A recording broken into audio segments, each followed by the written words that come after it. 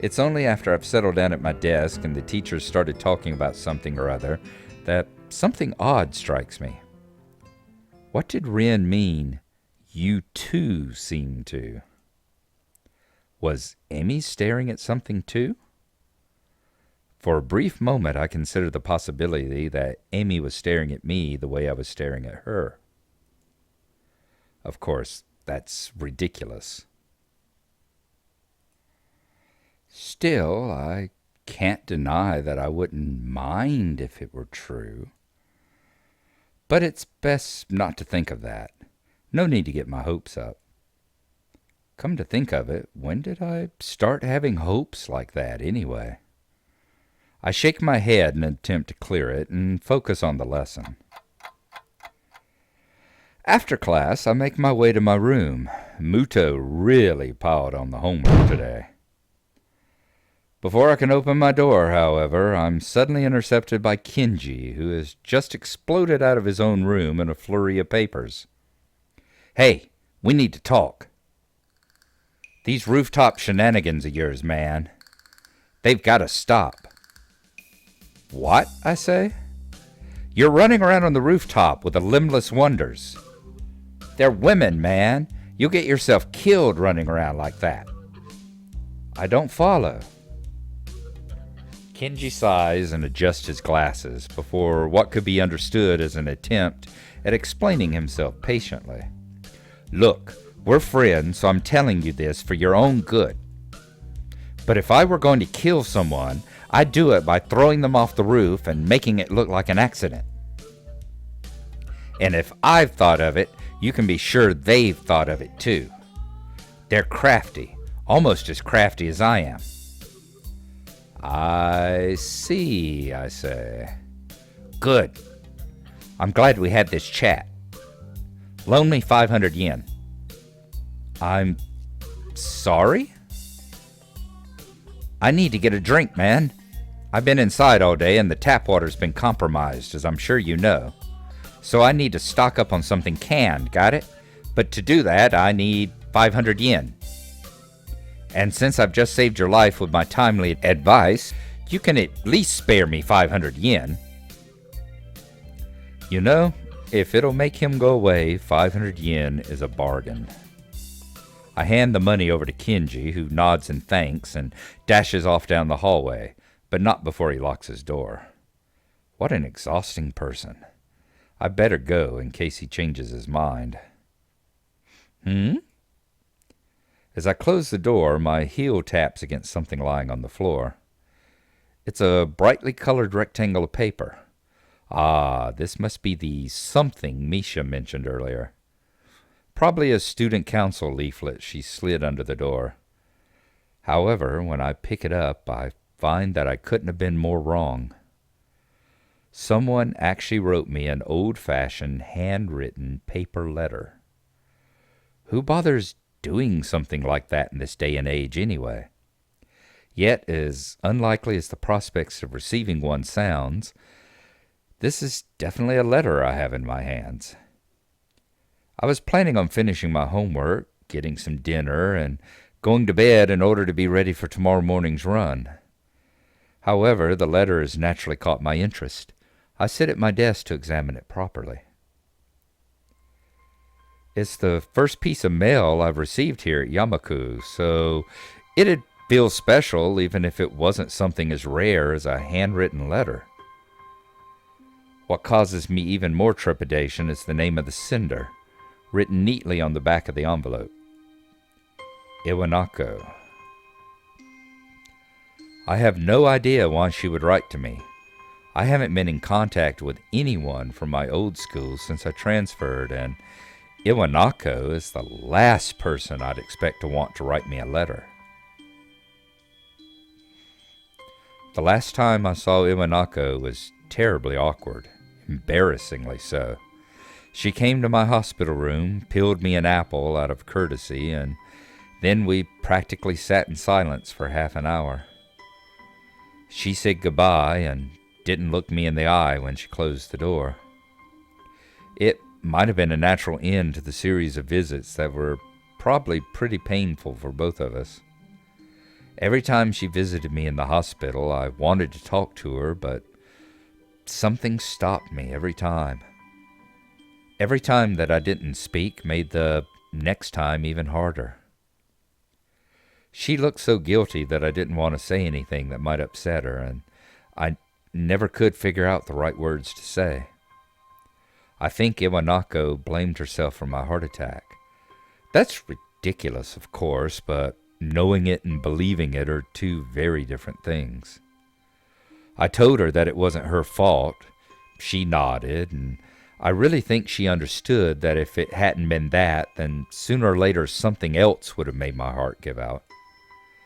Yet she looked so hopelessly sad every time she opened that door and entered my room. So I never managed to say the things I wanted to say. In the end, that might have hurt her even more. Carefully, I open the envelope and draw out the folded letter from within. Dear Hisao, how are you? I hope you are well and happy at your new school. Everyone here misses you. Almost all of our second-year class got together in class 3-1 for the final year, so we're pretty comfortable right from the beginning of the year. I'm sure you would have been assigned to this class as well. The mood among the third years seems to be very anxious about the final exams, even though they are so far away. The teachers are badgering us about it all the time. Even old Mr. Tachibana, who is, by the way, our homeroom teacher this year. Would you believe it? I was sure that he'd retire after our second year, but here he is, nagging everyone about studying for exams. I think things like that are the main reason why the mood among the third years is so nervous. I must admit that I'm somehow losing confidence in myself as well, even though I've always fared reasonably well in exams. It's so weird to think we already seniors, isn't it? Time has really flown past. I wonder where it went. The new first year seems so young and somehow really innocent. I keep wondering if I was like them in my first year. I've been feeling nostalgic like this for the whole first trimester.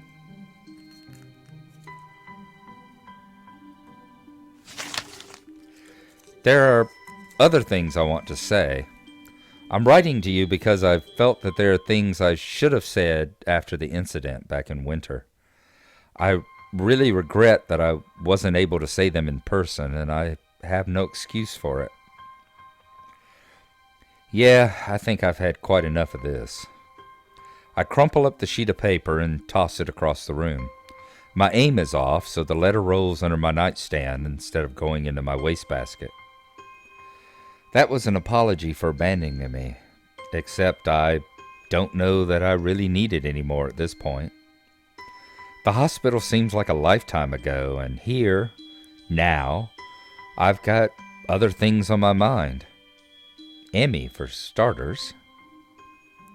It wasn't great to be abandoned during my stay, but it's not something I'm worried about anymore. In fact, I hadn't even thought about the hospital in what seems like forever until this letter came in. It's almost annoying to have received it. I've got exams to study for myself. I have no time for the past. Now, about that homework.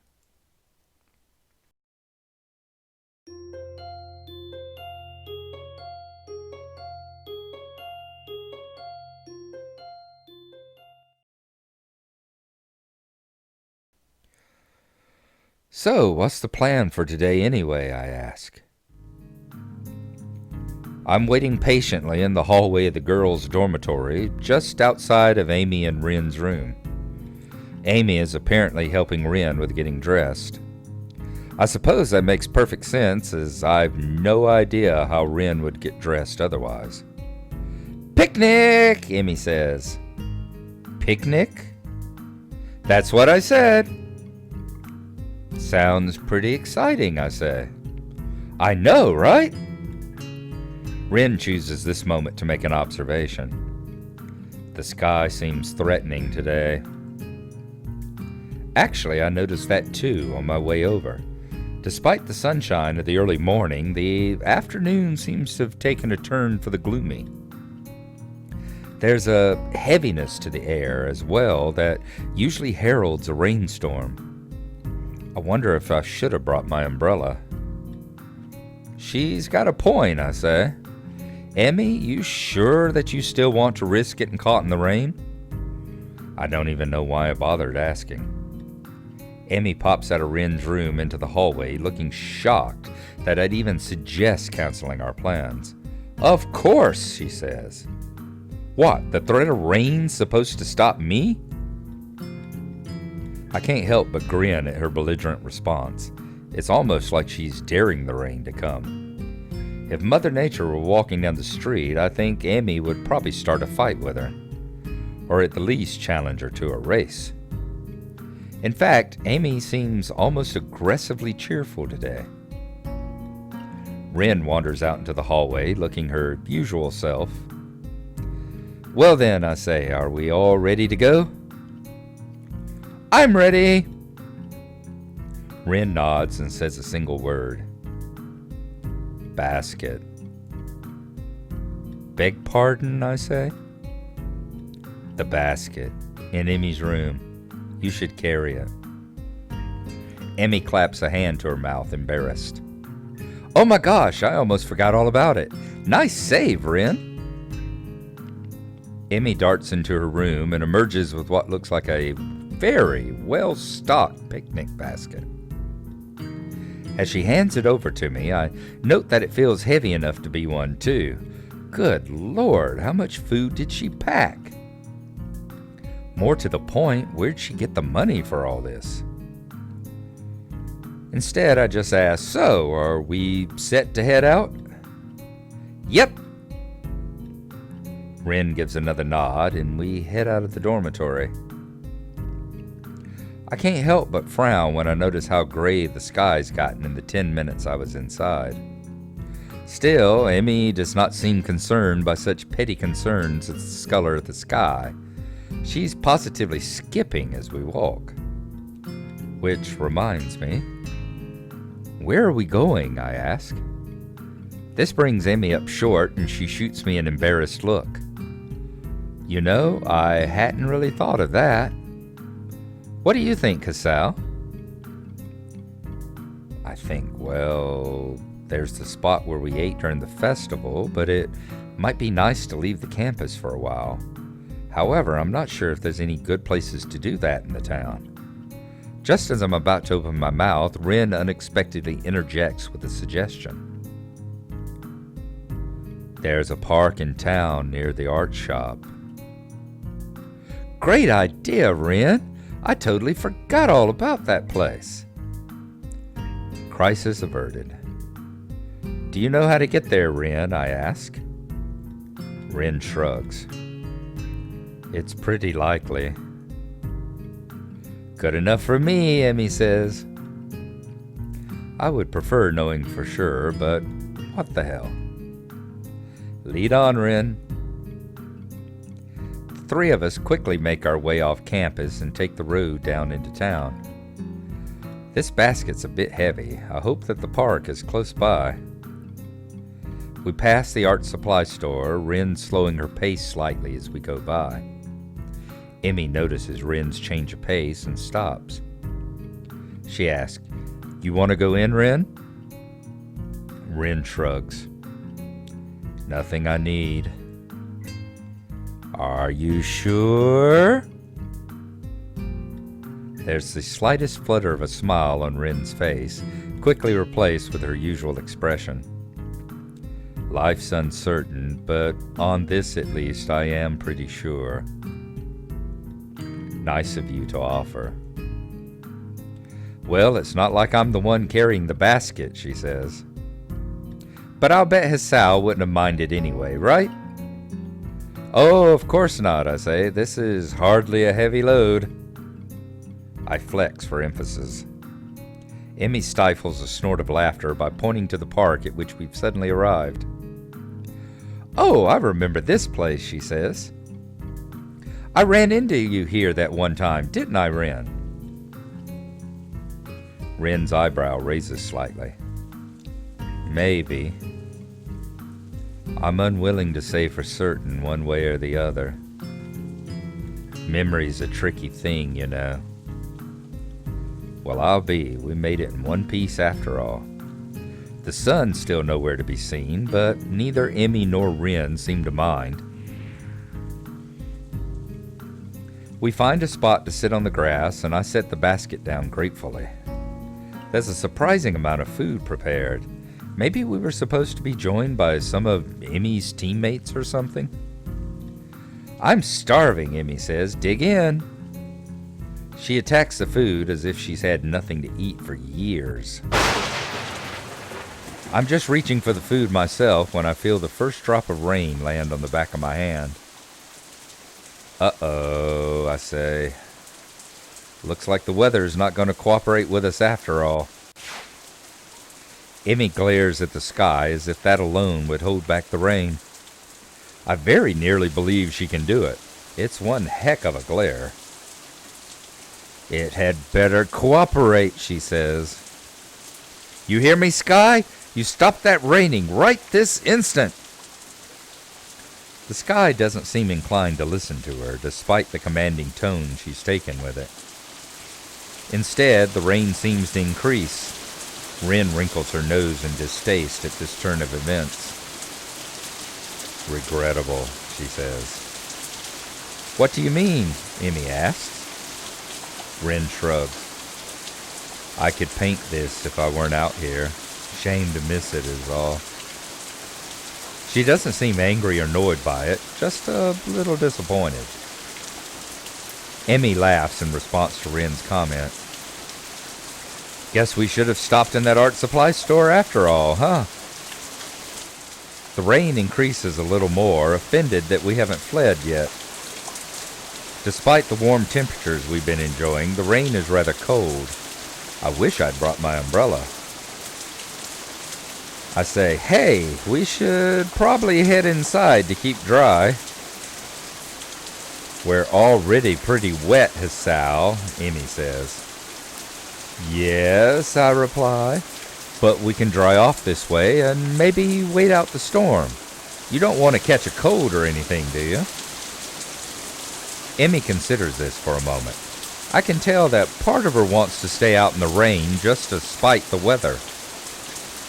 Unfortunately for her, the weather hardly cares about what we do.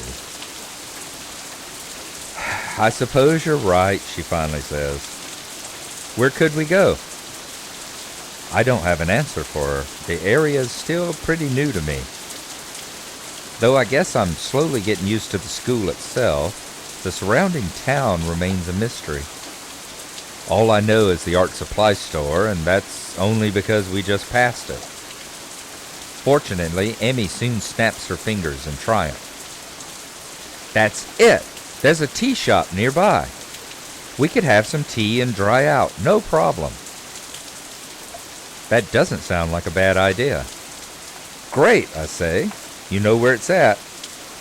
Emmy nods, looking fairly confident. Sure do. I think.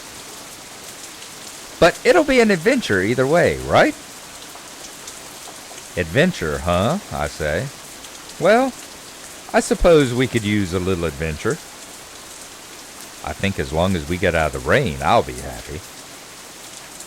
The picnic basket is a little lighter now, at least. Lead on, I say. Ren and I follow Emmy as she weaves through the streets with something approaching confidence. Now a left here. There, the Shanghai. Emmy beams triumphantly as she points to the tea shop. Come to think of it, I have been here before. It seems fairly crowded inside. Entirely the fault of the sudden rain, I'm sure. Welcome, can I? Oh, it's you, Yuko says. Yuko seems to know Emmy. Emmy grins brightly, pleased to be remembered. Hey, Yuko, got room to seat us? Yuko nods and leads us to a corner booth, providing us with some small towels before taking our order. What will you have? Cake, Emmy says, and some tea too, I guess. What kind of cake? Surprise me, Emmy says. Yuko looks uncomfortable at the thought of surprising anyone, but she gives a nod and turns to Rin. And for you? I'll take a straw. My feet are all wet. Sorry? The drinking kind of straw. One, please. Yuko is obviously uncertain of what to think about this. She fiddles with her pen and stationery for a moment, looking like she's about to cry, before turning in my direction. And you, sir? Just tea, I think. Emmy would probably yell at me if I ordered cake. Ah, come on, Hisao, she says. Don't let me be the only one with food. I'll feel like a pig. Just trying to eat healthy, I say. Your orders, after all. Well, she thinks, today is your day off. You can be healthy tomorrow. Well then, I suppose I'll have some cake after all. Yuko seems slightly irritated that I'm changing my mind. What kind? I glance at Emmy and grin. Surprise me.